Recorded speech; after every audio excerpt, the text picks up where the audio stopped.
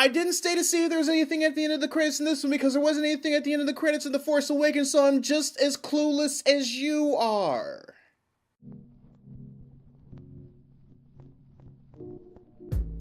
Today on Readus Reviews, I review Rogue One, a Star Wars story. Or as I like to call it, Star Wars Rogue One, which is the title they clearly should have went with because it just rolls off the tongue better. But what do I know? I don't work in fucking Hollywood. Dumbasses. Wow, Jesus. Apparently I don't have enough fries to go with all this salt I have, fuck.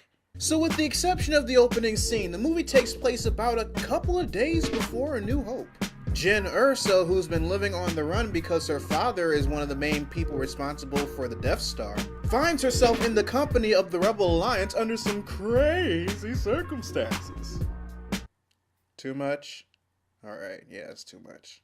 In which case, because she is the daughter of Gallant Erso, she is promised freedom if she helps the Alliance find him. So she's teamed up with Cassian Andor and reprogrammed her Imperial droid K2SO to find him, which leads into the story of how the Rebel Alliance acquired the plans for the Death Star. So let's talk about the story. The story was...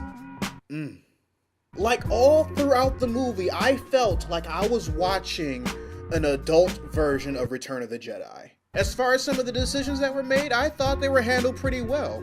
The overall conflict of the story, the interaction with the characters, the blend of puppetry and CGI, and trust me, especially the CGI.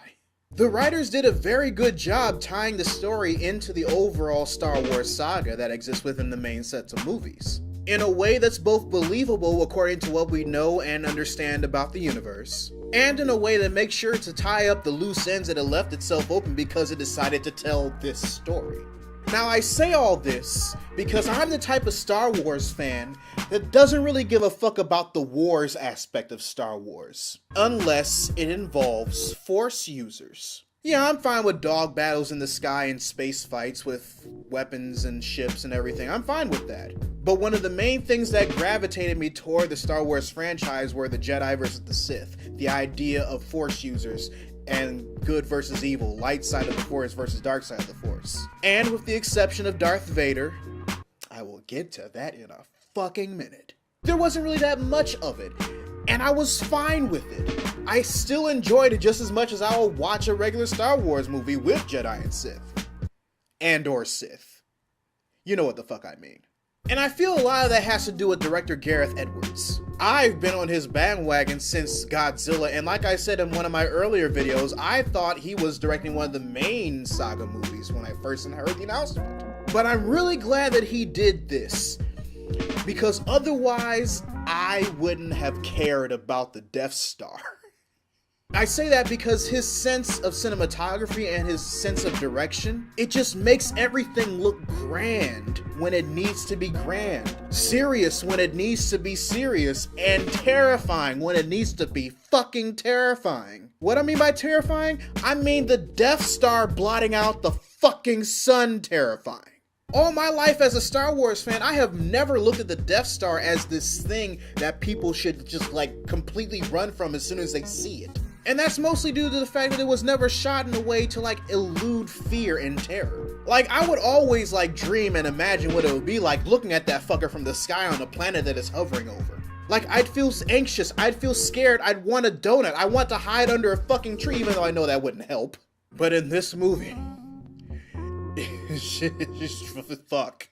So with that, let's start with the characters I thought stood out the most in this movie, starting with Jyn Erso. I thought her overall development in the movie was paced out nicely. Nothing really comes to mind as far as comparing her to another character that I've seen or read or watched, and I think that's a good thing. I felt that nothing was rushed about her and her character developed nicely, even when shit started to hit the fan.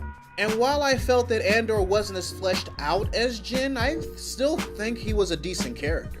Sure, there were moments where he felt more like a plot device for Jyn to advance, but at the same time I felt that he had his own distinct personality as well, that stood out throughout the entire movie. Chirrut was great.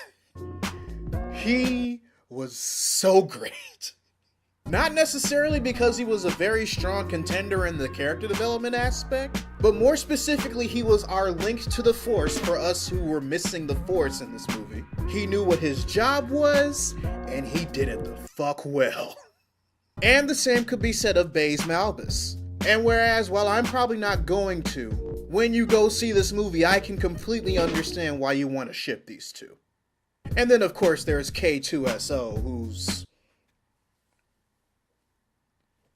You know that friend you have that's amusing and entertaining just by being him or herself? But you know, either because you found out yourself or because they told you, that they're just a fully functional sociopath? That's K2SO. I mean, it helps that he's a fucking robot, but yeah, you understand what I mean.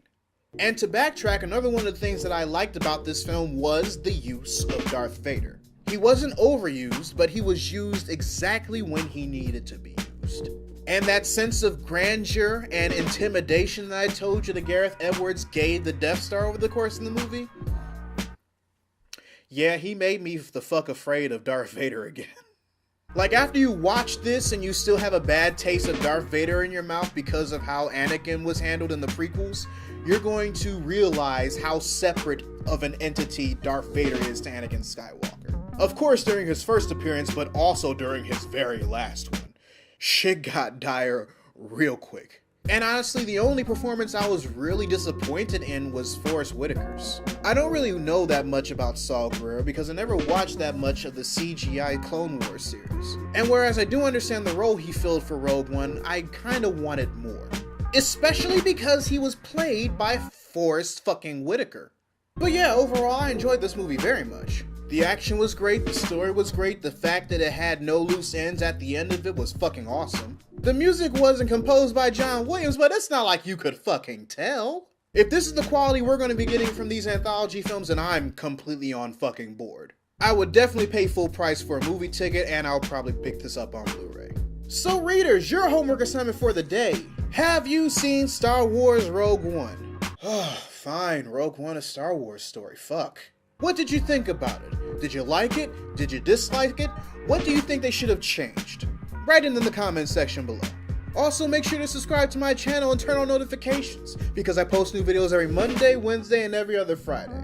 But until then, this is Readus 101. Class dismissed.